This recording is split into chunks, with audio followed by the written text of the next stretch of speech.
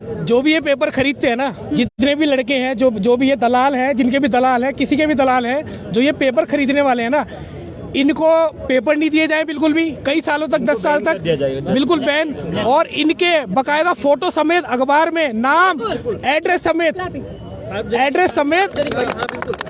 Photo के साथ address, उनके पिताजी का नाम और घर का एड्रेस सार्वजनिक किया जाए अखबार के। अगर सपोज करो किसी को पेपर खरीदना है, ठीक है, पेपर खरीदना है, उसे तो पहले ही पता है यार मेरा तो नाम सार्वजनिक होगा ही नहीं, अगर मैं पकड़ा भी जाऊंगा तो मुझे इतनी में मीनाक्षी साहब, इस वक्त उत्तराखंड में दो चीजें चल रही है। पहली चीज कि जो अच्छा काम कर रहे हैं उन्हें बाहर कर दिया जाता है, और दूसरी चीज गारंटी बड़ी दी जा रही है। अब गारंटी, मैं आपको बता दूं, गारंटी मैंने यहाँ पर शब्द का इस्तेमाल क्यों किया। गारंटी है जो भी पेपर होता है उसके लीक होने की गारंटी, और अविश्वास, जो कि मैंने दूसरी बात कही थी, यानी जो काम कर रहे हैं, जो पदों पे थोड़ा बहुत काम कर लेते हैं, वैसे अब कोई काम करने को तैयार नहीं है, लेकिन जो थोड़ा बहुत काम कर रहे हैं उनको नंबर ही नहीं मिल रहा। ये युवा आप मेरे पीछे देख रहे हैं, भारी संख्या में इस वक्त युवा है जो कि योजना बना रहे हैं, आखिर किस पर भरोसा किया जाए, किस आयोग के पास अब जाया जाए, किससे गुहार लगाई जाए कि हमारा भैया एग्जाम लीक हो गया है, पेपर लीक हो गया है। बस उत्तराखंड में सिर्फ एक बात सुनाई दे रही है, paper leak, paper leak, paper leak. Memes बनने लग गए हैं कि जल निगम अब पेपर कराए ताकि लीक ना हो। इस तरीके से देखिए उत्तराखंड का युवा यहाँ पर कैसे पसरा हुआ है। ये कोई धूप सेकने गांधी पार्क पे नहीं आया, बल्कि ये युवा यहाँ पर अपनी मांगों को लेकर आया है कि किस तरीके से कार्य है। भैया बताइए क्या हो गया है, ऐसा धूप सेकने आ गए आप? हाँ वही मैम, हमारा एक ही काम रह गया कि पेपर ही दो, पेपर ही दो, पेपर ही दो। जिनका सिलेक्शन हो रहा है उनको नियुक्ति नहीं दे रहे हैं, हाँ। जिनका पेपर हो रहा है उनको आप लीक करा दे रहे हो पेपर, तो हमारा यही काम रह गया। क्या मैं यही कहना चाहूँगा कि जो देखो, आप गलती किसकी मानते हो, आयोग की मानते हो, सरकार की मानते हो? गलती सरकार, और सरकार के साथ जो आयोग है, जो आयोग बनाया है सरकार ने, संवैधानिक आयोग, दोनों की गलती है। दोनों की गलती इसलिए है कि यदि आयोग कुछ कर रहा है तो सरकार उस पर क्यों नहीं एक्शन लेती है। ना सरकार कुछ बोल रही है, ना आयोग के अध्यक्ष, किसकी रिस्पॉन्सिबिलिटी होती है। घर पे अगर कोई बात होती है तो पिताजी से या दादाजी से पूछते हैं। तो ऐसे ही जब अगर आयोग ने पेपर लीक कराया है तो आयोग के अध्यक्ष को आना चाहिए पब्लिक डोमेन में, अपनी बात रखो कि क्यों लीक हुआ है, कहाँ पर दिक्कत थी। अच्छा, यूकेपीएससी की बड़ी तारीफ की थी धामी सरकार ने कि अरे ये आयोग है, वो आयोग है, बिल्कुल लीक नहीं होगा। क्योंकि अभी जब ग्रुप सी का पेपर हुआ था, बीडीओ का जब मामला आया था बीच में कि ये लीक हो गया है, तो उस समय ऐसे भी अफवाहें उठी थी और ऐसे साक्ष्य भी थे कि लेक्चरर और एलटी में भी थोड़ा बहुत हुआ है, लेक्चरर में ना। तो उस समय कई बातें उठी, तो लोग बोलते थे कि यूकेपीएससी में कुछ नहीं हो सकता और यूकेपीएससी सबसे अच्छा है। लेकिन क्या हो गया अच्छा, देखो ना। एक बात बताइए, किस आयोग पर आप भरोसा करेंगे? हम यहाँ उत्तराखंड में अभी वर्तमान समय में ना हम यूकेएसएससी पे भरोसा कर सकते हैं, ना ही यूकेपीएससी पे। ना यूकेएसएससी, ना यूकेपीएससी। भैया उत्तराखंड का युवा जाए तो जाए कहाँ, गांधी पार्क ना आए तो और कहाँ जाए? अच्छा, आपसे पूछना चाहूंगी, तीसरा आयोग कहाँ से लाएंगे? मैं कह रहा हूँ कि उत्तराखंड को जो है केंद्र शासित प्रदेश कर देना चाहिए, और क्योंकि उत्तराखंड के बस की नहीं है कि इनकी पॉलिटिकल की, और इनका पॉलिटिकल जो है उभरता जा रहा है, और जो है राजनीतिक आगे बढ़ती है, इनको मंत्रालय मिल रहा है, अच्छे से पद मिल रहे हैं, और जो बेरोजगारी हुआ है, बेरोजगार का बेरोजगार रह रहा है, और पेपर जो है लाख, 15 लाख, 20 लाख में बेच दे रहे हैं। और जिनके पास 15-20 लाख नहीं, वो क्या करे, धूप सेक रहे हैं? अब देखिए मैम, यहाँ पे जो सब लोग मिडिल क्लास के लोग मेहनत तैयारी करने आते हैं मैडम, कोई भी लोग जो 15 लाख या 20 लाख रुपए देगा मैम, वो बिल्कुल भी तैयारी नहीं करेगा। यहाँ पर ऐसे प्रदेश में रह रहे हैं हम जहाँ पर भ्रष्टाचार चरम सीमा पर है। आप लोग माना जाता कि मीडिया लोकतंत्र का चौथा स्तंभ माना जाता। आप लोग सीएम से उनसे क्वेश्चन करिए कि ये धांधली कब तक होते रहेगी मैम। बिल्कुल मैम, हम लोग ना तो यूके पे विश्वास रहा है, ना यूकेपीएससी पे। हम किस पे विश्वास करें कि आने वाले पेपर जो पारदर्शिता से कराए जाएंगे। अभी पटवारी की 12 तारीख को डेट दे दी मैम, हम लोग 4000 खर्च करके चमोली और पिथौरागढ़ पेपर देने गए थे। क्या हमारे दोबारा खर्चा वो वापस देंगे दोबारा? बिल्कुल। और हमारे अगर कह रहे कि रोड में जो तुम्हें फ्री किराया दिया जाएगा, मतलब फ्री यात्रा करी जाएगी, बट कमरे का, खाने का जितना खर्च हुआ है, क्या वो दोबारा चमोली जाएगा पेपर देने? मैम यही क्वेश्चन है मुख्यमंत्री जी से भी और हमारे आयोग से भी कि पारदर्शिता से पेपर कराया जाए, और आने वाले समय पे ऐसा नकल विरोधी कानून लाया जाए कि आने वाले जो भी बच्चा पैसे देता है आगे आने की सोचे भी ना इसके बारे में। बिल्कुल। छोटे छोटे जब हम बच्चे थे तो हमें स्कूल में कहा जाता था, जो नकल करता था बड़ी शर्मिंदगी होती थी कि नकलची बंदर, इस तरीके का नाम रखा जाता था। आपको एग्जाम्पल के तौर पे अपना ही बताना चाहूँगी कि मुझे कम से कम 10 साल हो चुके हैं और मैंने यहाँ पे अच्छे खासे गवर्नमेंट कॉलेज से बीटेक किया है, फिर मैंने एमटेक किया। उसके बाद भी जब पहले मैं टेक्निकल की एग्ज़ाम्स दे रही थी तो यूपीसीएल में जो है घोटाला हो गया, वहाँ की सारी सीटें बिक गई। अब फिर उसलिए क्योंकि कोई एग्ज़ाम ही नहीं आया, अपने 10 साल बाद अब जाके एग्ज़ाम आया है इसका यूकेपीएससी का, एई का, तो मैंने छोड़ दिया। मैंने सोचा मैं यूपीएससी की तैयारी करूँगी, यूपीएससी की, पर आप देखिए इसमें भी यही हाल है। और अभी हमारे लिए हमने ये सोचा था कि चलिए हमारे लिए 30% इसमें रिजर्वेशन है, ठीक है, तो हमारे लिए वहाँ पे कुछ बेनिफिट होगा। पर आप देखिए फिर से जो रेशियो हमारा 1:7 का जो रेशियो होता है उसकी जगह 1:80 के बच्चे लिए जा रहे हैं। तो फिर हमें कहाँ फ़ायदा मिलेगा? हमने तो जो प्रीलिम्स के लिए तैयारी की, हमने इस चीज़ के लिए, क्योंकि जब हम कोई पेपर की तैयारी करते हैं हमें बिल्कुल डेडिकेटली उसी पेपर की तैयारी करनी पड़ती है। तो अभी हमने जब यूपीएससी को हटा के अपना यूकेपीएससी पे फोकस करा है, तो वो तो सिर्फ सेम चीज़ हो गई। जब हमने प्रीलिम्स दिया तो 1:7 की जगह अब हमें फिर से जो है 1:80 के बीच में देना पड़ रहा है। फिर क्या फ़ायदा हुआ हमारा वो दिन रात की मेहनत का? उत्तराखंड के युवा का अब ये कहना है कि आखिर जाए तो जाए कहाँ। बड़ी परेशानी है भैया, उत्तराखंड में इस वक्त बेहाल हो चुका है माहौल। चाहे पेपर लीक की अगर हम बात कर ले, चाहे बात हम ये कर ले कि बेरोजगार युवाओं की जो संख्या है वो बढ़ रही है, उसके बाद सरकार कहती है कि पलायन क्यों हो रहा है। अरे भैया पलायन नहीं होगा तो और क्या करेंगे? सरकारें जॉब नहीं दे रही है, माफियाएं जॉब निकल जा रहे हैं, और इसके बाद जो बची कुछ चीज़ें होती हैं वो ही देखिए यहाँ पर युवा इस तरीके से खड़े रहने को मजबूर हो चुके हैं। अभी देखिए थोड़ा युवाओं को दिखाएं यहाँ पर को, थोड़ा सा रुकिए, आपसे बात करेंगे हम लोग। उत्तराखंड का युवा अगर यहाँ से भागेगा नहीं तो और क्या करेगा पलायन के अलावा? मैम इतना सारा ऐसी धांधली हो रही तो भागेगा ही, और क्या करेगा? और इतनी बड़ी उसमें किसी भी नेता का नाम नहीं आ रहा। सबसे बड़ी बात तो ये है कितने अधिकारी पकड़े जा रहे, कितने बच्चे पकड़े जा रहे, पर किसी नेता का नाम नहीं आ रहा, जबकि सबको पता है कि इसके पीछे सफ़ेद पोश है।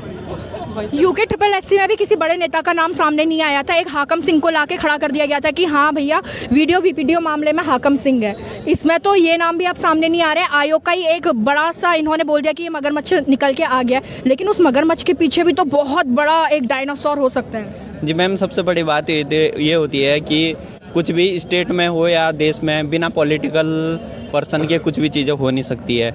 जब हम किसी नेता या मंत्री से मिलते हैं तो क्यों मिलते हैं? किसी भी भर्ती को निकालने के लिए, पेपर करवाने के लिए, फिर उसके बाद जो भी पेपर लीक होते हैं उनके डेलीगेशन हम देते हैं तो किन के थ्रू देते हैं? पहले तो हम नेता मंत्री लोगों के पास ही जाते हैं। इसका मतलब जब सब कुछ चीज़ें आपको लग रहा है कि इसमें नेता इन्वॉल्व है पूरी तरीके से? बिल्कुल मैम, इसमें तो कोई दोहराई ही नहीं है। इसमें तो कोई दोहराई ही नहीं है कि मंत्री और नेता इसमें शासन और प्रशासन, क्योंकि अगर शासन कर रहा है ये तो प्रशासन का भी उतना ही उसमें जो है सहयोग है पेपर को करवाने में। अच्छा, एसआईटी को जांच सौंप दी गई है। एसटीएफ ने, आपने देखा होगा, यूके में काम किया था, अब एसआईटी को जांच क्यों सौंपी होगी? मैम ये पूरा यहाँ पे जो पॉलिटिकल गेम चल रहा है यहाँ पे। पहले जो है एसटीएफ बनाई जाती है और एसटीएफ जब चीज़ों को बताती है यहाँ पे कि जो है आपके एई के पेपर में, जेई के पेपर में और लेक्चरर के पेपर में जो धांधलियाँ हुई है, उसके बाद तुरंत जो है उनको दी जाती है, एसआईटी को जो जांच दी जाती है। लेकिन इसके बीच ये क्यों किया जा रहा? सीबीआई को क्यों नहीं बुलाया जा रहा? सीबीआई की मांग यूके के टाइम पे भी थी, यूकेपीएससी के टाइम पे भी थी। अब लगातार सीबीआई की जांच, लेकिन सीबीआई नदारत, ठीक है। अब एसटीएफ से एसआईटी पे जांच सौंप दी गई है। आपको लग रहा है इसके ऊपर कहीं ना कहीं ऊपर से प्रेशर आ रहा है? बिल्कुल है मैम, ऊपर से वो पूरा प्रेशर है, क्योंकि अगर मुख्यमंत्री जी चाहते तो इसको जो है बहुत ही अच्छे तरीके से सॉल्व करवा सकते थे इस मामले को।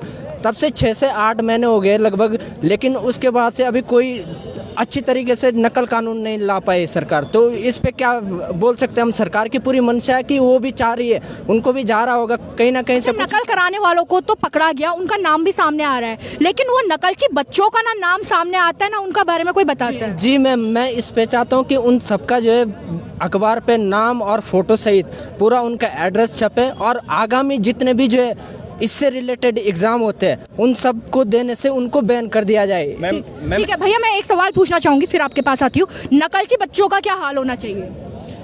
देखो, नकलची बच्चों का ये सबसे पहले तो उनका नाम सार्वजनिक करना चाहिए कि भाई ये थे, और जो आने वाले पेपर में उनको आने वाले पेपर से बाहर करना चाहिए। बस इतने में काफ़ी हो जाएगा कि उनका नाम सार्वजनिक हो और पेपर से बाहर हो जाए? इतने से काम नहीं चलेगा, पर सबसे पहले इतना भी कुछ नियम, सजा प्रावधान कुछ इस तरीके का होना चाहिए। बिल्कुल उनके लिए भी कुछ सजा का जो है पूरा प्रावधान होना चाहिए, तभी तो आगे डरेंगे ना लोग बाग। क्योंकि जो है मुझे लगता है जो बच्चे उनको 15 लाख रुपए दे रहे वो शायद उनसे ज़्यादा जो है भ्रष्टाचार को बढ़ा रहे हैं, क्योंकि अगर वो 15 लाख अपने जेब से तो नहीं देंगे अपने। तो लगातार हम उत्तराखंड के युवाओं से बात कर रहे हैं, लीक होने का दौर सा चलता हुआ आ रहा है। अब ये बताइए ऐसे में युवा करेगा क्या?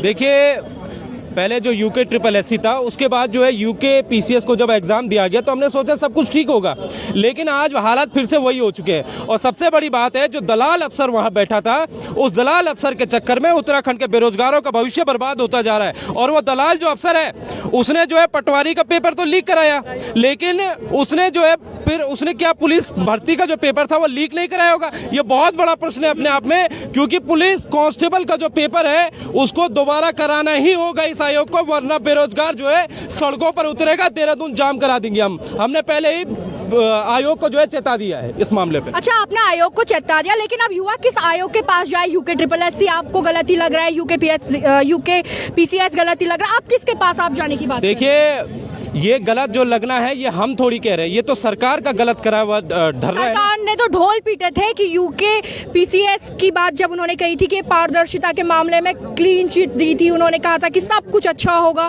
सब कुछ साफ सुथरा होगा, जो युवा होगा वो अच्छे से एग्जाम दे पाएगा, लेकिन देखने को क्या मिला? इन्हीं मुख्यमंत्री जी ने हमें बुलाया था जब घोटाला हुआ था, उन्होंने बोला था अपने सजेशन दीजिए, हमने उनको सजेशन दिए, लेकिन उस सजेशन में हमने ये भी लिखा था कि माननीय मुख्यमंत्री जी कृपया जो है पहले तो आप जो वीडियो के जो नकलची थे उनकी आप लिस्ट सार्वजनिक करो, और जो सरकारी अधिकारी है उनको आप जेल की सलाखों को भेजो और उनको जो है आप कभी भी दोबारा नौकरी में बहाल मत करना। लेकिन आज अगर आप अखबार पढ़ेंगे, सुबह का अगर पढ़ा होगा, तो वीडियो में जो अधिकारी थे और जो कर्मचारी थे उनमें से 4 अधिकारी और कर्मचारियों को जो है सचिवालय में फिर से तैनात कर दिया गया जिन्होंने नकल की है। तो भाई हमने तो सजेशन दिए थे सरकार के ऊपर, मुख्यमंत्री के सामने हमने सजेशन दिए थे, लेकिन ये करा कौन रहा है? ये हम थोड़ी करा रहे हैं। हमारा काम क्या? हमारा काम तो बेरोजगारों के लिए सोचना है, उनके लिए रणनीति बनाना है, ये सब चीजें करना है। लेकिन अगर सरकार हमारा सजेशन भी नहीं मान रही है तो सोचिए इस उत्तराखंड का क्या होगा इन बेरोजगारों। क्या करेगा? रणनीति क्या है? रणनीति हमारी ये, आज हमने सार्वजनिक बैठक बुलाई थी, अब इस सार्वजनिक बैठक में जो डिसीजन फाइनल हुआ है, सब यही चाहते हैं कि डिसीजन क्या है? एक विशाल रैली का आयोजन किया जाए, देहरादून की सड़कों को एक तरह से हम जाम। ट्रिपल एससी में कितने लोगों का नाम सामने आया? कितनों ने कितने नकल माफियाओं का नाम पकड़ा है? जरा थोड़ा मुझे हाथ खड़ा करके बता दीजिए। यूके ट्रिपल एससी में कितने नकल जो बच्चे थे नकल किए हुए, उनका नाम सामने आया है? जरा थोड़ा नोटिस, कितनों का नाम आया? अभी एक भी नाम नहीं आया, एक का भी नहीं आया, किसी का भी नहीं आया, किसी का नाम नहीं आया। तो फिर फायदा क्या हुआ? यही तो जो नकल ऐसे वो करी ना एसआईटी तो वैसे चलेगी जैसे सरकार चलाएगी। अगर सरकार इतनी सच्ची है, एसटीएफ थोड़े कदम तो ले रही थी। एसटीएफ कदम ले रही, लेकिन एसटीएफ भी कंट्रोल तो स्टेट गवर्नमेंट ही कर रही है ना। एसआईटी का क्या? एसटीएफ ने 2 मुद्दे और खोल दिए तो एसआईटी को बुला दिया गया। एसटीएफ ने अगर अच्छी जांच करी थी तो अगर एसटीएफ ने कुछ जो बच्चे पकड़ लेते उनके नाम सार्वजनिक करते, उनको आजीवन काल के लिए ब्लैक लिस्ट करते, ये दोनों आयोग, यूकेएसएससी भी यूके पीएससी भी, क्योंकि वो तो एसटीएफ भी तो इनके ऊपर चल रही है, जैसे सरकार चलाएगी वैसे चलती रहेगी। भी मैम हाकम सिंह जैसे, संजीव चतुर्वेदी जैसे, ये तो मात्र मोहरे हैं, लेकिन उनके बड़े माफिया वो तो कभी पकड़े नहीं जाएंगे। बिल्कुल, ड्रैगन कहाँ पकड़ा जाए? ड्रैगन कभी आपको मिलेगा ही नहीं, उसको सर्च करना ही मुश्किल है। और अगर मुश्किल ये बताइए, आप लोग स्टॉल कहाँ लगाने वाले हैं अपने पकौड़ों के? क्योंकि पहले ही बोल दिया गया था ये बात कि पकौड़ों के ठेले लगेंगे, लेकिन सरकारी जमीन वहाँ पर भी नहीं मिलने वाली। पकौड़े लगाने के लिए भी तो पैसे चाहिए, मैं वो भी तो नहीं है ना। बेरोजगारों के पास पैसे भी तो कहे। स्टॉल हमें नहीं देते भाई, यूपी वालों को स्टॉल भी जो मिलता है, नगर निगम जो बांटती है रोड के किनारे, वो भी यूपी बिहार के हैं, हम कहाँ लगाए स्टॉल? तो भैया उत्तराखंड का जो युवा है उसके लिए स्टॉल भी यहाँ पर नहीं उपलब्ध हो पाएंगे, क्योंकि वो भी बाहर के लोग आके लगाते हैं। तो आप ये उत्तराखंड की समस्या देख सकते हैं। मैं गारंटी की जो बात कर रही थी, गारंटी आपको बता दी है, और अविश्वास की बात जो कह रही थी, अब युवाओं को भी विश्वास नहीं है, ना सरकार पर, ना आयोग पर, और ना ही जो काम करते हैं उन लोगों पर। तो इस तरीके की सिचुएशन अब हमारे उत्तराखंड में बन चुकी है। तो युवा देखो, युवा या तो नौकरी कर सकता है, या अपना काम कर सकता है, या तैयारी कर सकता है। ठीक है, अगर युवा के पास अगर तैयारी करेगा तो उसके पास पैसे कहाँ से आएंगे? तो वो ठेला कहाँ से लगाएगा? बिल्कुल, मेन बात ये है ना। तो आप लोग ये इस तरीके की जो एक कॉन्वर्सेशन है ये गांधी पार्क से इस वक्त सुन रहे हैं, जहां पर योजनाएं बनाई जा रही हैं कि उत्तराखंड का युवा आगे क्या करेगा। लेकिन समझ में सोचने और समझने वाली बात है कि उत्तराखंड का युवा आगे चल के क्या करने वाला है, क्योंकि उत्तराखंड के युवा की जो भविष्य है वो अधर में लटक चुका है। ना वो जॉब कर सकता है, ना वो कहीं से अपने लिए कोई स्वरोजगार ढूंढ सकता है। तो उसमें उत्तराखंड का युवा करेगा तो करेगा क्या? पलायन नहीं तो क्या? तो यही कुछ सवाल मैं आप लोगों के लिए छोड़े जाती हूँ कि पलायन नहीं तो क्या, किस आयोग पर भरोसा किया जाए? ना यूके ट्रिपल एससी, ना यूके पीसीएस। तो फिर किस पे भरोसा किया जाए? ना सरकार ना आयोग, तो किसके पास जाके गुहार लगाई जाए? तो इन तमाम सवालों के साथ मैं मीनाक्षी साहब इजाज़त लेती हूँ। धन्यवाद।